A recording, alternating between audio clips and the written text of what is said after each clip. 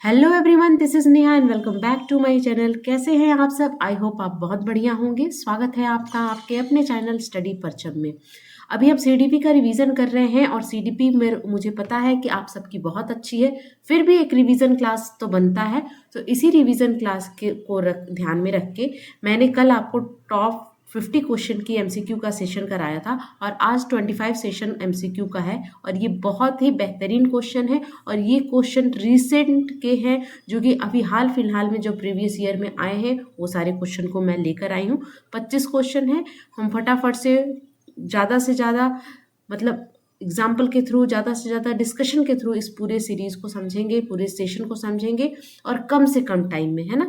तो last minute revision चल रहा है और आपका, और इसमें आपको सीडीपी के 25 क्वेश्चन को भी देखना है और रिवीजन करना है, ठीक है। अगर आप चैनल पे नए हैं तो प्लीज़ चैनल को सब्सक्राइब कीजिए। सब्सक्रिप्शन का बटन दबाने में आपको 1 सेकंड नहीं लगता, बट वीडियो बनाने में हमें बहुत टाइम लगता है। तो एक मोटिवेशन के लिए आप वो सब्सक्रिप्शन का बटन दबा दीजिए ताकि ज़्यादा से ज़्यादा लोग इस वीडियो को देखें, और ज़्यादा से ज़्यादा आपको शेयर करना है ताकि बहुत सारे लोगों को इस वीडियो का बेनिफिट मिल सके, ठीक है। तो बिना किसी देरी के स्टार्ट करते हैं और पढ़ते हैं अपने पहले क्वेश्चन को, जो कि सीटेट प्रीवियस ईयर बेस्ड है। पहला क्वेश्चन है, according to right of person with disability act 2016। यानी यहाँ पर एक चीज इंफॉर्मेशन मिल गया आपको कि right to person with disability act कब आया था? 2016 में। और पर्सन विद डिसेबिलिटी एक्ट कब आया था? 1995 में। ये डेटा याद रखिएगा, ठीक है। तो यहाँ पे पूछ रहा है कि according to right of person with disability act 2016 which of the following term is appropriate to use. तो डिसेबिलिटी यानी डिसेबल लोगों के लिए कौन सा जो टर्म है वो बहुत अच्छा माना जाएगा, एप्रोप्रिएट होगा, यानी सही माना जाएगा यूज करने के लिए। जो डिसेबल लोग हैं तो उनको हम किस किस तरह से बुलाएंगे? तो हम क्या रिटार्डेड स्टूडेंट बोलेंगे या हैंडीकैप स्टूडेंट बोलेंगे? ये दोनों नहीं बोलेंगे। क्या बोलेंगे हम? Student with physical disability. ऐसे स्टूडेंट जिनको फिजिकल डिसेबिलिटी है, यानी फिजिकल डिसेबिलिटी का मतलब उनको फिजिकली कुछ अक्षमता है, उन बच्चों को हम क्या बोलेंगे? Student with physical disability. और right to person with disability act में डिसेबल बच्चों को हम इसी नाम से बुलाते हैं, यानी ऑप्शन नंबर 3 होगा, ठीक है। चलिए नेक्स्ट क्वेश्चन की ओर बढ़ेंगे। Question number 2, in order to address the need of a student who are facing learning difficulty, a teacher should not। याद रखिएगा, नॉट पे ध्यान देना है और कीवर्ड जो मैंने आपको बताया है उस पर भी ध्यान देना है। बहुत आपका हेल्प करेगा ये ऑप्शन को सेलेक्ट करने में, ठीक है। तो in order to address need of the student who are facing learning difficulty, बच्चों को लर्निंग डिफिकल्टी होती है। लर्निंग डिफिकल्टी यानी डिस्लेक्सिया है, डिस्ग्राफिया है, डिस्कैलकुलिया है, इन सब चीज़ों की डिफिकल्टी हो रही है। तो उन बच्चों के साथ आप कैसे डील करोगे और कैसे नहीं करोगे, इस क्वेश्चन में पूछा है कि कैसे क्या नहीं करना चाहिए टीचर को। यानी जितनी भी पॉजिटिव चीज़ें हैं वो सब करना चाहिए, जो नेगेटिव होगी वही नहीं करना चाहिए, और आपको नॉट वाले पर ध्यान है, ठीक है।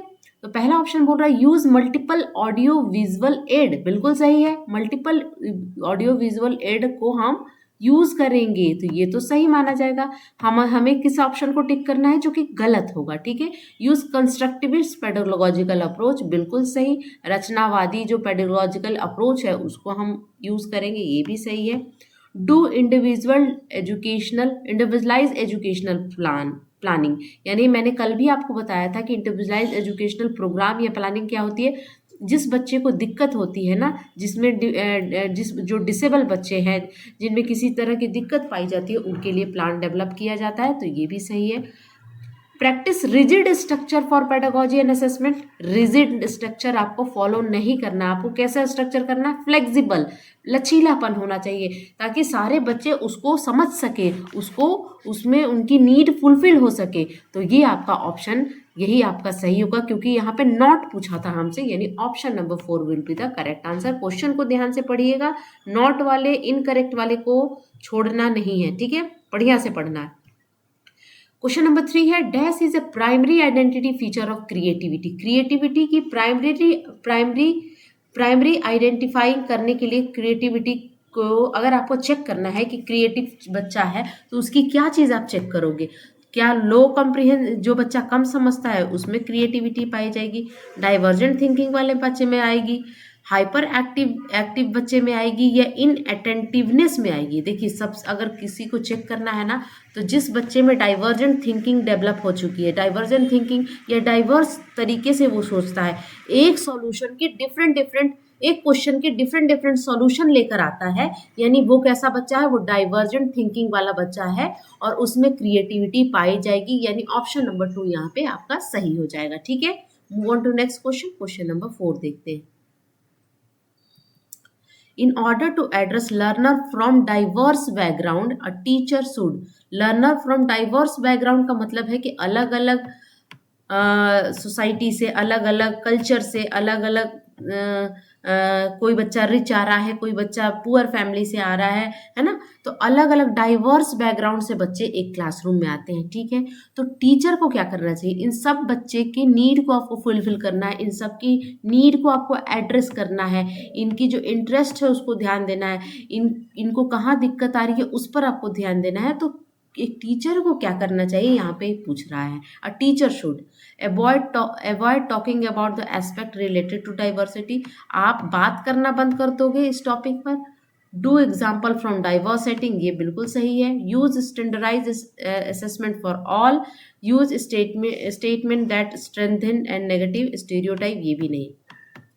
यहाँ पे क्या कर रहा है, यूज स्टैंडर्डाइज असेसमेंट, यानी सबके लिए एक तरह का असेसमेंट आप तैयार करोगे, ये भी नहीं होगा।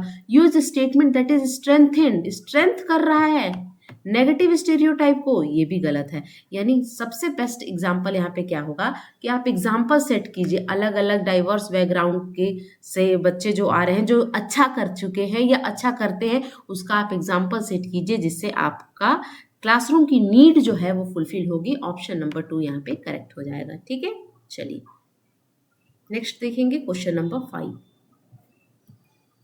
Problem solving ability can be facilitated bye, यानी प्रॉब्लम सॉल्विंग एबिलिटी को आपको बढ़ावा देना है ना, तो वो किस तरह से बढ़ेगा, कैन बी फैसिलिटेटेड बाय, कैसे आप उसको बढ़ा सकते हैं, कैसे आप उसको पोषित कर सकते हैं, यहाँ पे क्वेश्चन पूछ रहा है। Focusing on drill and practice, ये तो मैकेनिकल बना देगा किसी भी बच्चे को। ड्रिल करने से, प्रैक्टिस करने से वो क्या होगा, रटंत विद्या बच्चा सीख जाएगा। Encourages fix process of solving process, fix process solving process मतलब इनकरेज करोगे फिक्स प्रोसेस, यानी रिजिड प्रोसेस के थ्रू कोई भी प्रॉब्लम को सॉल्व करे, ये तो कन्वर्जेंट थिंकिंग की तरफ बच्चे को लेके जा रहा है। Increase use of analogy, analogy का यूज करोगे, बिल्कुल सही, एनालॉगीज का यूज करोगे। अभी मैं समझाऊंगी कि व्हाट इज एनालॉगीज, एनालॉगीज होता क्या है। Generate fear among the student, बच्चों में डर पैदा करोगे, ये भी गलत है। ठीक है, तो ऑप्शन यहाँ पे 3 जो है वो सही होगा कि प्रॉब्लम सॉल्विंग एबिलिटी किसी भी बच्चे में आपको डेवलप करना है, फैसिलिटेट करना है, तो बच्चे को इनकरेज कीजिए एनालॉगी का यूज़ करने के लिए। एनालॉगीज क्या होता है, ये होता है कि जैसे आपने ना कोई प्रॉब्लम सॉल्व किया है प्रीवियस, मतलब पहले आपने कोई प्रॉब्लम सॉल्व किया है, मतलब कहने का मतलब है कि use of previous problem solve solution to solve in a new problem situation, यानी क्या किया है कि बच्चे ने उस तरह की किसी प्रॉब्लम को पहले सॉल्व किया है, उस सॉल्यूशन को, है ना, उस टेक्निक को बच्चे नए प्रॉब्लम में क्या करेंगे, यूज करेंगे, उसको कहते हैं एनालॉगी। यानी यूज ऑफ प्रीवियस प्रॉब्लम, आपने जो प्रीवियस में कोई प्रॉब्लम सॉल्व किया है उसको आपको नए सिचुएशन में, नए प्रॉब्लम सॉल्विंग जो सिचुएशन है उसमें आपको यूज करना होता है, ये होता है एनालॉगी। समझ में आई बात? ठीक है, तो जो आपके साथ पहले कोई घटना घटी रहती है और उसको आधार मान के आप नए सॉल्यूशन को लेकर आओगे और नए सिचुएशन में, इसको हम कहते हैं एनालॉगी। ठीक है, नेक्स्ट देखेंगे question number 6। Motivation to learn can be sustain by, learning के लिए मोटिवेटेड रहना, उसको आप कैसे बरकरार रख सकते हो, सस्टेन कर सकते हो। पनिशिंग द चाइल्ड, बच्चे को आप दंड दोगे तो उससे आप बच्चे का मोटिवेशन बना रहेगा, बिल्कुल नहीं, गलत है। फोकसिंग ऑन मास्टरी ओरिएंटेड गोल, बिल्कुल सही, मास्टरी ओरिएंटेड गोल पे बच्चे को फोकस रहेगा तो बच्चा मोटिवेटेड रहेगा। Giving very easy task to the children, ये भी नहीं करना है। फोकसिंग ऑन रोट मेमोराइजेशन, ये तो बिल्कुल नेगेटिव वर्ड है। तो फोकसिंग ऑन मास्टरी ओरिएंटेड गोल पे जब आप फोकस करोगे तो बच्चे का मोटिवेशन क्या रहेगा, बरकरार रहेगा, और बच्चा अंदर से मोटिवेटेड रहेगा, इंट्रिंसिक मोटिवेटेड रहेगा, इंटरनली मोटिवेटेड रहेगा। अब क्या होता है मास्टरी गोल ओरिएंटेशन, जहाँ पे बच्चे जो है वो सेल्फ स्टैंडर्ड को सेट स्टैंडर्ड मतलब अपने स्टैंडर्ड खुद तय करते हैं, और वो कोशिश में रहते हैं नए स्किल को डेवलप करने में, नए स्किल को सीखने में, नए नॉलेज को सीखने में। बच्चे खुद से अंदर से मोटिवेटेड रहते हैं मास्टरी ओरिएंटेड गोल में। तो इस चीज़ पर अगर आपने फोकस कर दिया तो बच्चा हमेशा मोटिवेटेड रहेगा। तो बच्चे यहाँ पे अपना खुद का एक स्टैंडर्ड सेट करते हैं मास्टरी ओरिएंटेड में, ठीक है। यानी उनको सीखने की उत्सुकता रहती है। दो, एक परफॉर्मेंस ओरिएंटेड रहता है जिसमें बच्चे को परफॉर्म करने की बहुत होड़ लगी रहती है, और एक होता है फेलियर अवॉइडेंस, जहाँ पे बच्चे ना किसी भी तरह 33 मार्क्स लेकर आ जाना है बोर्ड एग्जाम में ताकि मैं फेल ना हूँ, वो होता है फेलियर अवॉइडेंस, फेल से बचने के लिए। एक होता है कि मुझे क्लास में किसी कीमत पे फर्स्ट आना है, कॉन्सेप्ट से रिलेशन नहीं है उसका। और एक होता है मास्टरी ओरिएंटेशन, जिसके बारे में हम अब पढ़ रहे हैं। वो होता है बच्चे अपना स्टैंडर्ड सेट करते हैं कि मुझे इतना पढ़ना है, इतना समझना है, मुझे नई स्किल्स समझना है, मुझे नए नॉलेज को गेन करना है, वो होता है मास्टरी ओरिएंटेशन। तो आपको फोकस कहाँ करना है, focusing on mastery orientation goal, ठीक है। नेक्स्ट क्वेश्चन देखेंगे, question number 7। Which of the following is most effective mode of teaching learning, teaching learning के लिए सबसे अच्छा मोड कौन सा माना जाएगा, इफेक्टिव मोड। रोट मेमोराइजेशन सबसे खराब mode, exploration of relationship between concept, बिल्कुल सिर्फ आप कॉन्सेप्ट के बीच में रिलेशनशिप एस्टेब्लिश कर रहे हैं, एक्सप्लोर कर रहे हैं, ये सबसे अच्छा माना जाएगा। Observation with analysis and imitation and repetition, ये नहीं करना है, ड्रिल मेथड यूज नहीं करना है। ऑब्जर्वेशन विथ एनालिसिस से भी बेटर क्या होगा, आपको एक्सप्लोर कीजिए, exploration of relationship between concept के बीच में आपको रिलेशनशिप स्टैब्लिश करना आना चाहिए, एक्सप्लोर करने आना चाहिए, है ना। तो ऑप्शन नंबर 2 यहाँ पे करेक्ट हो जाएगा, ठीक है। Now move on to next question, question number 8 देखेंगे हम। A teacher should analyze the various error made by the student on a given task because teacher क्या करती है, एनालाइज करती है, देखती है कि बच्चा ना एरर कर रहा है, made by the student on the given task, जो उन्होंने टास्क दिया है उसमें ना बहुत सारी गलतियां बच्चा कर रहा है। तो टीचर को क्या करना चाहिए, बिकॉज क्यों कर रहा है गलतियां, है ना। टीचर शुड एनालाइज, टीचर को क्या करना चाहिए, एनालाइज करना चाहिए कि the various error made by the student on the given task because she can decided degree of punishment accordingly. तो वो क्या करेंगे कि उस हिसाब से बच्चे को जितना ज़्यादा एरर करेगा उतना ज़्यादा वो क्या करेंगे, पनिशमेंट देंगे, बिल्कुल गलत है। Understanding of error are meaningful in a teaching learning process, teacher को ये समझना पड़ेगा कि बच्चा जब टीचिंग लर्निंग प्रोसेस में होता है, बच्चा जब शिक्षण और अधिगम प्रक्रिया में रहता है तो गलतियां होना स्वाभाविक है ना, नेचुरल प्रोसेस है गलतियां होना, और गलतियां कर कर के ही तो बच्चे सीखते हैं। तो अगर आप कह दो इसको, अगर आप नहीं समझोगे, अगर बच्चे को पनिश कर दोगे, बच्चे को दंड दोगे, तो बच्चा वहीं पर सीखना बंद कर देगा। तो पहले आप समझिए कि आपको समझना पड़ेगा कि understanding of error are meaningful in the teaching learning process, यानी आपको समझना है और ये समझना चाहिए भी, है ना।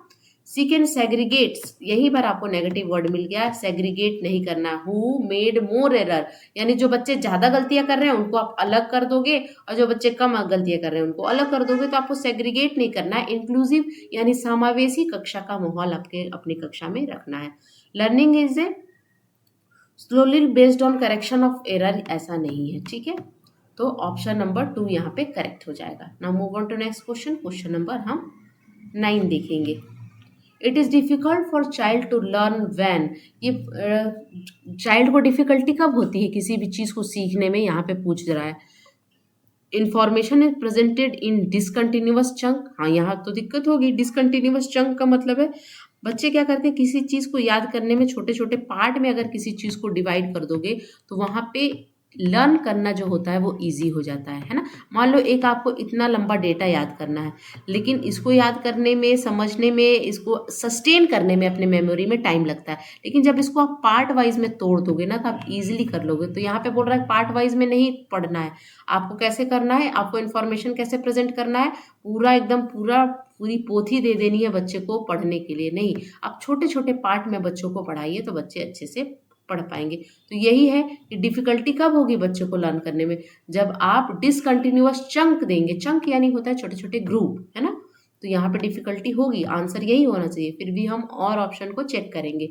दे आर इंट्रिंसिकली मोटिवेटेड, तब तो बच्चा बहुत अच्छे से लर्निंग करेगा। बच्चा अंदर से आंतरिक रूप से क्या है, मोटिवेटेड है, अभिप्रेरित है। Learning is a socially contextualise, बिल्कुल सही। लर्निंग हम सोसाइटी में रह के ही तो लर्निंग करते हैं।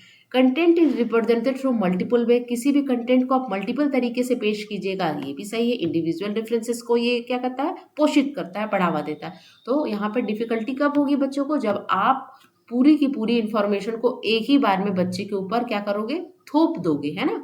तो डिसकंटिन्यूअस चंक में दोगे तब। तो ऑप्शन नंबर फर्स्ट यहाँ पे करेक्ट हो जाएगा। ठीक है, move on to next question. Question number 10 देखते हैं। Constructivist view of learning suggested that children dash construct of their own knowledge. जो कंस्ट्रक्टिविस्ट थे उन्होंने लर्निंग के बारे में क्या बोला है कि कैसे बच्चे अपने अपने नॉलेज को कंस्ट्रक्ट करते हैं, यानी बच्चे अपने ज्ञान का निर्माण कैसे करते हैं, किस तरह के फॉर्म में करते हैं। नो रोल और to play in, have no role, बच्चे का कोई रोल नहीं होता, ये गलत है। ठीक है। सोलिली डिपेंडेंट ऑन एडल्ट, बच्चे एडल्ट पे डिपेंडेंट रहते हैं, ये भी नहीं है। पूरी तरीके से एडल्ट पे डिपेंडेंट रहते हैं, ये भी नहीं है। प्ले एन एक्टिव रोल, बिल्कुल सही है। बच्चे क्या कहते हैं, constructivist view of learning suggested that children play an active role in construction of their own knowledge, यानी बच्चे क्या रहते हैं, सक्रिय भूमिका निभाते हैं अपने नॉलेज को कंस्ट्रक्ट करने में, अपने ज्ञान का निर्माण करने में, यानी ऑप्शन नंबर 3 यहाँ पे सही हो जाएगा। ठीक है, move on to next question. Question number 11 देखेंगे। Which of the following belief is good for learning, belief is good for learning, learning के लिए क्या अच्छा माना जाता है। Ability to improvable, ability is fixed, effort doesn't make any difference, failure is uncontrollable. Failure uncontrollable है, यानी failure को आप कंट्रोल नहीं कर सकते। क्यों नहीं, अगर बच्चे में किसी तरह के फेलियर आ गया तो आप उसकी प्रॉब्लम को सॉल्व कीजिए, उसकी समस्या को समझिए, उसको आप कंट्रोल कर सकते हो। तो ये गलत है। ठीक है। Effort doesn't make any difference, अरे एफर्ट करोगे तो क्यों ना, मेहनत करने से आपको रिजल्ट मिलेगा, है ना। तो मेहनत करना चाहिए, एफर्ट करना चाहिए, तो ये भी गलत है। Ability is fixed, ability fixed नहीं होती है, चेंज होती रहती है, डायनेमिक होती है। एबिलिटी इज इम्प्रूवेबल, यानी आप बदलाव ला सकते हैं एबिलिटी में, उसको चेंज किया जा सकता है, बिल्कुल सही। अगर बच्चा लो एबिलिटी वाला है तो आप उसको उस तरह से हाई एबिलिटी वाला, उसको इस तरह का माहौल दोगे, उस तरह की टीचिंग मेथड को दोगे, उस तरह के रिसोर्सेज प्रोवाइड करोगे तो उसको एबिलिटी को आप इम्प्रूव कर सकते हो। ये आपका क्वेश्चन नंबर 11 का ऑप्शन नंबर फर्स्ट यहाँ पे सही हो जाएगा। ठीक है, चलिए move on to next question. Question number 12 देखते हैं। Conceptual understanding among student is likely to improve in the setting with emphasis on, conceptual understanding among the student is likely to improve, यानी बच्चे के conceptual understanding को improve करना है, बढ़ावा देना है, तो क्या आपको करना पड़ेगा, कंपटीशन करना पड़ेगा, टेक्स्ट बुक सेंट्रिक पेडागोजी करना पड़ेगा, फ्रीक्वेंट एग्जामिनेशन लेना पड़ेगा, या इंक्वायरी एंड डायलॉग के थ्रू आप बच्चे की कॉन्सेप्चुअल अंडरस्टैंडिंग को बढ़ा सकते हो। तो आप इंक्वायरी मेथड से, डायलॉग करा के, बच्चों में वाद विवाद करा के, बच्चों में खोज विधि वाली एबिलिटी को बढ़ा के आप कॉन्सेप्चुअल अंडरस्टैंडिंग को बढ़ा सकते हो, यानी ऑप्शन नंबर 4 यहाँ पे सही हो जाएगा। ठीक है।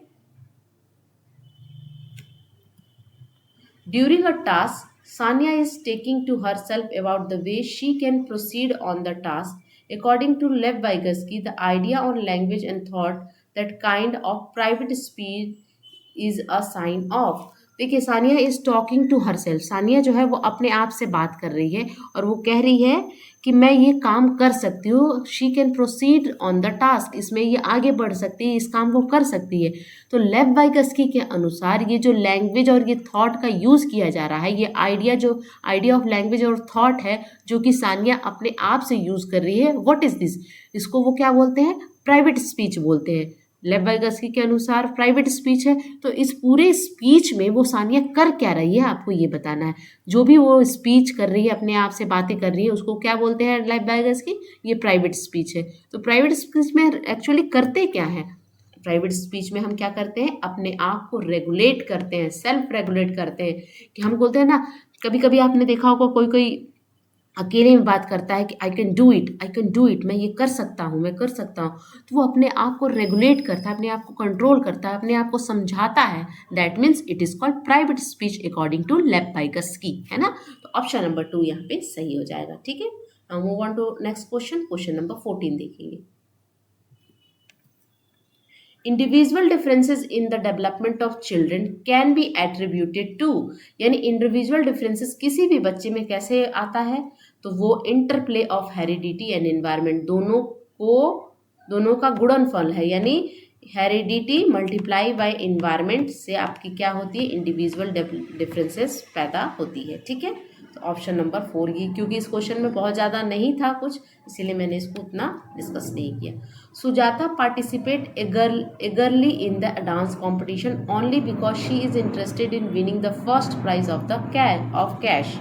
अब यहाँ पे आ गया कैश की बात। ठीक है, सुजाता क्या कर रही है? डांस कंपटीशन में बहुत ही शिद्दत से पार्टिसिपेट कर रही है ना। और क्यों कर रही है? क्योंकि वो इंटरेस्टेड है कि वो फर्स्ट प्राइज जीतेगी in the form of cash. सिर्फ फर्स्ट प्राइज जीतने की बात होती तो वो अलग होती, लेकिन कैश के रूप में उसको रिवॉर्ड चाहिए। रिवॉर्ड के लिए, है ना, वो उसको प्राइज चाहिए, इसके लिए वो डांस कंपटीशन में पार्टिसिपेट कर रही है। उसमें उसका आंतरिक प्लेजर कुछ भी नहीं है, आंतरिक इच्छा नहीं है। तो वो कैश के लिए जब कर रही है, तो ऐसे जब आप किसी रिवॉर्ड के लिए, किसी चीज़ की लालच में अगर आप कोई काम करते हो, तो वो होता है एक्सट्रिंसिकली मोटिवेटेड, यानी बाहरी, एक्सटर्नली मोटिवेटेड हो आप, है ना। आप बाहर से मोटिवेटेड हो, अंदर से आप मोटिवेटेड नहीं हो, है ना। तो ऑप्शन नंबर फर्स्ट यहाँ पे करेक्ट हो जाएगा। क्वेश्चन नंबर 16 देखते हैं। A middle school teacher wanted to enable meaningful learning by the helping student making connection between concept and real world application. एक मिडिल स्कूल का टीचर है, वो क्या चाहता है? अपने बच्चों में मीनिंगफुल लर्निंग कराना चाहता है, और उसमें वो हेल्प कर रहा है बच्चों को। जो कॉन्सेप्ट वो समझा रहा है उसको रियल लाइफ से कनेक्ट कर रहा है। यानी जो कॉन्सेप्ट समझाना चाह रहा है, वो चाह रहा है कि जिस कॉन्सेप्ट को मैं समझाना चाह रहा हूँ उसको मैं रियल लाइफ से जोड़ के बच्चों को समझाऊं, ताकि बच्चों में क्या डेवलप हो? मीनिंगफुल लर्निंग कब होती है? जब आप रियल लाइफ वर्ल्ड से किसी भी चीज़ को कनेक्ट कर देते हो, तो बच्चे ज़्यादा समझते हैं, है ना। विच of the following strategy could be the appropriate pedological strategy, यानी कौन सी पेडोलॉजिकल स्ट्रैटेजी टीचर को करना चाहिए, है ना, यहाँ पे करेगा। Late the student complete worksheet with a multiple choice question. Teacher क्या करेगा? बच्चों को बहुत सारे मल्टीपल चॉइस क्वेश्चन दे देगा, एमसीक्यू, और कहेगा कि आप इसको कंप्लीट करो। तो इससे रियल लाइफ का क्या लेना देना है? यहाँ पे तो रियल लाइफ हो ही नहीं रहा है। Let the children learn by the method of stimulus response, SR bound के थ्रू, ये भी नहीं। Let the student research on current issue in a small group and present their finding to the class. बिल्कुल सही है। बच्चों को आप कहोगे कि आप जो करेंट इशू चल रहा है उस पर आप क्या करो? स्मॉल ग्रुप बनाकर रिसर्च करो, खोज करो, और अपने रिसर्च को क्लास में प्रेजेंट करो। तो अब रिसर्च करेंगे तो बच्चे कहाँ जाएंगे? रियल लाइफ वर्ल्ड में जाएंगे। रिसर्च करेंगे तो सबका व्यू पता करेंगे, सबकी भावनाएं पता करेंगे, है ना। तो यहाँ पर बच्चे को रियल लाइफ से कनेक्ट करने का मौका मिलेगा। Let the children memorise, memorise is a negative word. Option number 3 यहाँ पे करेक्ट हो जाएगा। ठीक है, नेक्स्ट क्वेश्चन देखेंगे। Question number 17। Work in progress portfolio are an effective tool for formative assessment because, है ना। तो पोर्टफोलियो का जो वर्क होता है, वर्क पोर्टफोलियो में क्या करते हैं? बच्चे की क्रमिक प्रगति का हम क्या करते हैं? लेखा जोखा पोर्टफोलियो में लेते हैं। तो effective tool for formative assessment, तो क्या क्या हम लेंगे? सिंपली यहाँ पे आपको यही बताना। They involve student in a process of assessment, बिल्कुल सही। पोर्टफोलियो क्या करता है, एक असेसमेंट टूल का काम करता है, तो वो प्रोसेस ऑफ असेसमेंट में इन्वॉल्व किया जाएगा। दे offer insight about the progress of individual, ये बच्चे की जो प्रोग्रेस हो रही है, इंडिविजुअल स्टूडेंट किस तरह से वो कर रहे हैं, किस तरह से उनका प्रोग्रेस हो रहा है, तो ये एक तरह से इंसाइट देगा, एक तरह से मार्गदर्शन देगा, ये भी सही है, ठीक है। They focus mainly in the presentation of final product, गलत है। फाइनल प्रोडक्ट पे mainly focus on presenting final product, ये गलत है। एक चीज मेनली का मतलब है ओनली का, जैसे हम कहते हैं ना कि ओनली इसी पर करेगा, उसी तरह मेनली वो फाइनल प्रोडक्ट पर ही करेगा, नहीं, ओवरऑल प्रोडक्ट पर आपको ध्यान देना है। दे offer tangible evidence of student learning, बिल्कुल सही। पोर्टफोलियो क्या देता है, एक टेंजिबल एविडेंस है, जिसको आप, जो एक ऐसा एविडेंस जिसको आप ऑथेंटिक एविडेंस के नाम से आप जानते हो, जिसको हम देख सकते हैं, जिसको हम आकलन कर सकते हैं, जिसको हम ट्रांसफर कर सकते हैं, दैट इज कॉल्ड पोर्टफोलियो। तो यहाँ पर ए बी एंड डी जिस ऑप्शन में होगा वही सही होगा, ऑप्शन नंबर 3 यहाँ पे सही हो जाएगा। Now move on to next question. Question number हम 18 देखेंगे। In order to address the individual differences among the learner, teacher should, individual differences है लर्नर में, यानी व्यक्तिगत भिन्नता पाई जाती है, उन बच्चों के इंडिविजुअल डिफरेंसेस के लर्नर को आप क्या करोगे, एड्रेस करना है। यानी कि उनकी एड्रेस करने का यहाँ पे सिंपली मतलब होता है कि बच्चे के इंटरेस्ट को फुलफिल कीजिए, बच्चे की नीड को, बच्चे की डिफिकल्टी को, हर चीज़ को आपको एड्रेस करना है, ठीक है। तो आप क्या करोगे, be indifferent towards individual differences, consider differences as a obvious feature of the human diversity, implement, बिल्कुल सही है। यहाँ पे ऑप्शन नंबर 2 सही हो जाएगा कि क्या है ना, रिजिड एंड यूनिफॉर्म कैरिकुलम नहीं रखना है। इंडिविजुअल डिफरेंसेस है तो आपको अलग अलग तरह का मेथड और अलग अलग तरह के कैरिकुलम भी होते हैं। Differences as abnormal and kinds of defective, ये भी गलत है, एबनॉर्मलिटी को शो करता है, ये भी गलत है। बी इनडिफरेंट टुवर्ड्स इंडिविजुअल, आपको इनडिफरेंट रहना है, मतलब आप उस तरह से उनको आप हेल्प नहीं करोगे इंडिविजुअल डिफरेंसेस वाले बच्चों को, तो ये भी गलत है।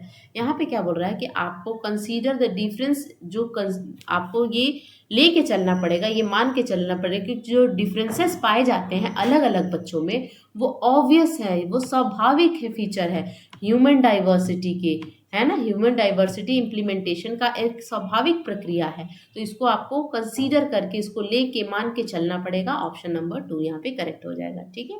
चलिए move on to next question. Question number 19 देखते हैं।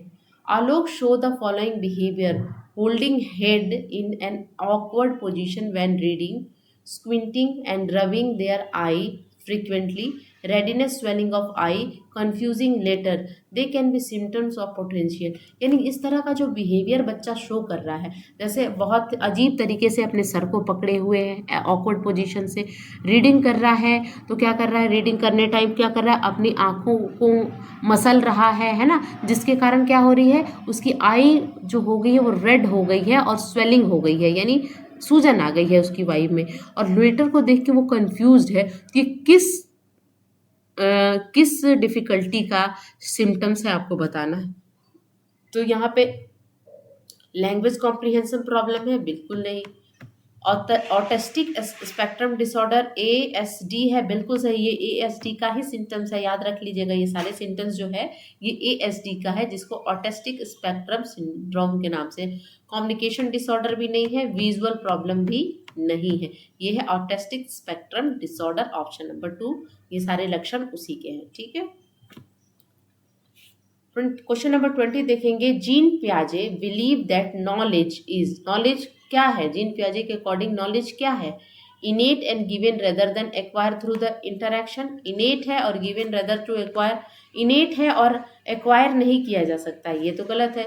को constructed in A interaction when more knowledgeable other, more knowledgeable other की बात कौन करता है, वाइगस्की करते हैं, तो ये तो गलत हो गया। हमें क्या पूछ रहा है, जीन पियाजे के अकॉर्डिंग, ठीक है। A visible behaviour changing that can be measure with reliability, ये भी नहीं है, बिहेवियर की बात कौन करता है, व्यवहारवादी लोग करते हैं, स्किनर करते हैं। Constructed by the child rather than being passing passively from environment, बिल्कुल सही है। नॉलेज क्या है, बच्चे द्वारा कंस्ट्रक्ट किया जाता है, बच्चे अपने ज्ञान का निर्माण खुद करते हैं, ये पियाजे का मानना था। ऐसा नहीं कि दूसरे इन्वायरमेंट से पास्ड होके पैसिव फॉर्म, मतलब पैसिव मतलब निष्क्रिय फॉर्म में बच्चों के पास आता है, ये नहीं है ना।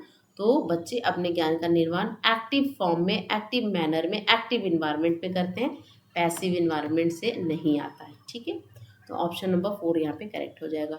अब move on to next question, question number 21 देखेंगे। Which of the following describe a mastery orientation goal. Mastery goal orientation, अभी मैंने बताया ना, जहाँ पे बच्चे अपना एक सेल्फ स्टैंडर्ड तय करते हैं, अपने स्किल के ऊपर काम करते हैं, अपने स्टैंडिंग एंड अंडरस्टैंडिंग के ऊपर काम करते हैं, उसी को हम कहते हैं मास्टरी ओरिएंटेशन गोल या मास्टरी गोल ओरिएंटेशन। ठीक है, तो focusing on improving one skill and understanding of task, इसी को तो हम कहते हैं मास्टरी ओरिएंटेशन गोल। ठीक है, focusing on achieving higher grade, external reward, ये तो परफॉर्मेंस ओरिएंटेशन गोल हो गया। अवॉइडिंग फेलियर एंड पनिशमेंट, ये अवॉइडिंग फेलियर वाला हो गया, अवॉइडिंग फेलियर अवॉइडेंस है ना। फोकसिंग और achieving a certain level of performance for competing with other, ये भी हो गया परफॉर्मेंस ओरिएंटेशन। तो मास्टरी ओरिएंटेशन में हम स्किल के ऊपर ध्यान देते हैं, अंडरस्टैंडिंग के ऊपर ध्यान देते हैं। That means option number first will be the correct answer of this question. Now move on to next question. An elementary school teacher can strongly influence student development of academic self-concept. And जो elementary school का teacher है strongly influence student development of academic self concept, यानी वो क्या करना चाह रहा है, अपने बच्चों में सेल्फ कॉन्सेप्ट को डेवलप करना चाह रहा है। सेल्फ कॉन्सेप्ट यानी बच्चे अपना कॉन्सेप्ट खुद तैयार करें। तो वो क्या करेगा, बच्चों में रिवॉर्डिंग ऑटोनॉमी, रिवॉर्डिंग का कनेक्शन यहाँ ऑटोनॉमी से है, इसीलिए यहाँ पे रिवॉर्ड जो है ये पॉजिटिव मानेगा। बच्चों में ऑटोनॉमी डेवलप करना, यानी बच्चे अपना कॉन्सेप्ट खुद डेवलप करें, ऑटोनॉमी वो खुद से इनिशिएट करें, है ना, an initiative in the student. तब वो क्या करेगा, बच्चों में सेल्फ कॉन्सेप्ट को का जो व्यू है वो डेवलप कर पाएगा, यानी ऑप्शन नंबर 2 यहाँ पे करेक्ट हो जाएगा। ठीक है, keeping very low expectation, teacher को हमेशा अपने बच्चों से हाई एक्सपेक्टेशन रखना है। From special student, from all student, low expectation तो आपको रखना ही नहीं है। पनिशिंग ऑटोनॉमी, ये भी गलत हो गया, आपको पढ़ के ही लग रहा है। रिवॉर्डिंग ऑटोनॉमी, यानी ऑटोनॉमी को बढ़ा, रिवॉर्डिंग ऑटोनॉमी का मतलब है कि आपको ऑटोनॉमी को, इनिशिएटिव को बढ़ावा देना है, तब बच्चों में जाके सेल्फ कॉन्सेप्ट जो है वो डेवलप होगा, यानी ऑप्शन नंबर 2 यहाँ पे सही हो जाएगा। Now move on to next question, question number 23 देखते हैं। Which of the following is an example of question that require student to analyze information? यानी ऐसे क्वेश्चन को आपको देखना है, चार पांच यहाँ पे ऑप्शन में क्वेश्चन दिए हुए हैं, तो ऐसे क्वेश्चन को आपको सेलेक्ट करना है जहाँ पे बच्चे की एनालाइजिंग स्किल बहुत ज़्यादा डेवलप हो रही है और इन्फॉर्मेशन को एनालाइज करके बच्चा वहाँ पे बोलेगा, वहाँ पे बच्चे की जो ये है ना इंटेलिजेंस लग रही है, बच्चों की सोच जहाँ पे ज़्यादा दिखेगी, वो आपका क्वेश्चन सेलेक्ट करना है आपको। अब पहला क्वेश्चन है, what is the theme of the novel. एक नॉवल है to kill a mockingbird, तो इसका थीम तो बता दोगे, थीम एक लाइन का होगा, मुश्किल से सबको पता हो जाएगा। How does the author use symbolising in to kill a mockingbird, यानी यहाँ पे हाउ करके क्वेश्चन आ गया, मतलब कैसे ऑथर ने यूज किया कैसे ऑथर ने यूज किया सिंबोलिज्म को, है ना, इस पूरे नॉवल में। तो यहाँ पर बच्चा ज्यादा सोचेगा, एनालाइज करेगा इंफॉर्मेशन को। ठीक है, who is the protagonistic of to kill a mockingbird, यहाँ पर भी बच्चा एक वर्ड में दे देगा, है ना। हु का मतलब किसी एक पर्सन का नाम, किसी एक थिंग्स का नाम, किसी एक ऑब्जेक्ट का नाम। What is the plot of the novel, novel का प्लॉट क्या है वो भी बच्चा एक शब्द में बता देगा। लेकिन जहाँ ज़्यादा थिंकिंग लगेगी वो क्या है, how does the author use symbolism in to kill a mockingbird, यानी ऑप्शन नंबर 2 यहाँ पे करेक्ट हो जाएगा। ठीक, now move on to next question, question number 24. According to the Vygotsky, what is the role of teacher in facilitating cognitive development? Cognitive development को बढ़ाने में teacher का क्या रोल होगा वाइगस्की के अनुसार, है ना। तो to guide and support the student learning through scaffolding, बिल्कुल सही है। बट टीचर का क्या काम फैसिलिटेट करना, है ना। टीचर का काम क्या फैसिलिटेट कैसे करेगा, बच्चे को गाइड करेगा, बच्चे को सपोर्ट करेगा, बच्चे को क्लू देगा, बच्चे को हिंट देगा, और उसको हम क्या बोलते हैं, स्कैफोल्डिंग कहते हैं। स्टूडेंट लर्निंग थ्रू स्कैफोल्डिंग, ये आपका सही है। और ऑप्शन भी पढ़ना चाहते हो तो आप पढ़ सकते हो। To allow the student to learn completely independent, independent तो पढ़ने की बात नहीं कहते हैं, इनका क्या मानना है कि बच्चे ग्रुप में सीखते हैं। तो give only those task that the student can currently do independently, नहीं आप उसी टास्क को दोगे बस यही कि जो बच्चे खुद से अकेले कर सकते हैं, नहीं, हम उस टास्क को भी देंगे जहाँ पर बच्चे को स्कैफोल्डिंग की ज़रूरत होगी, जिस जोन को हम बोलते हैं zone of proximal development. To provide information and knowledge to the student, ये भी नहीं होगा, यानी ऑप्शन नंबर फर्स्ट यहाँ पे सही हो जाएगा। आज का लास्ट क्वेश्चन नंबर 25 देखेंगे। Which of the following process is essential in meaning making of information of the information received from environment and store is further in memory, यानी कौन सा ऐसा प्रोसेस है जो मीनिंग मेकिंग है, यानी उसका कुछ मतलब निकलता है, जो यूजफुल है इंफॉर्मेशन को रिसीव करने में।